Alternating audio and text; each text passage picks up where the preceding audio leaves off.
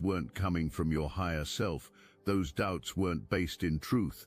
That was enemy propaganda, trying to get you to disqualify yourself from the very thing you were born to receive.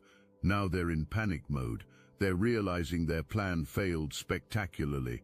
Not only did they not stop your union, but they've accelerated their own downfall. They can feel the walls closing in. They know something is coming for them. That's why they're praying now. That's why they're suddenly religious. That's why they're begging God for mercy after they showed you none. They're experiencing what's called spiritual paranoia. It's when you know you've done something so wrong that you constantly look over your shoulder, waiting for the consequences. They can't sleep properly. They can't relax. Every phone call makes them nervous. Every unexpected knock on the door sends them into fight or flight mode. They're waiting for the other shoe to drop, and the worst part for them is they know exactly why this is happening. They can't even pretend they're innocent victims. They know they brought this on themselves. Some of them are going back to the same practitioner who warned them. Can you imagine that? Going back to the person who told you not to do something after you've already done it and it's already backfired. They're asking for protection spells. They're trying to reverse what they started.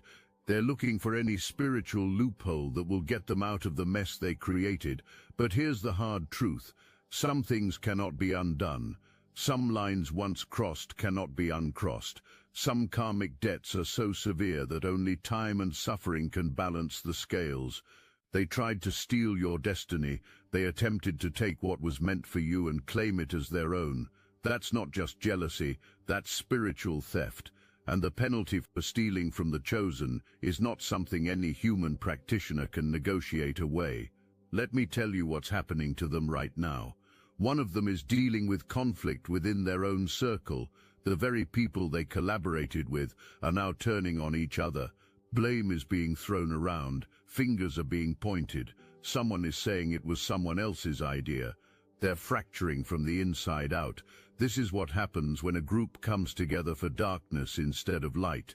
There's no honor among spiritual thieves. When things go wrong, they don't support each other. They scatter like roaches when the light comes on.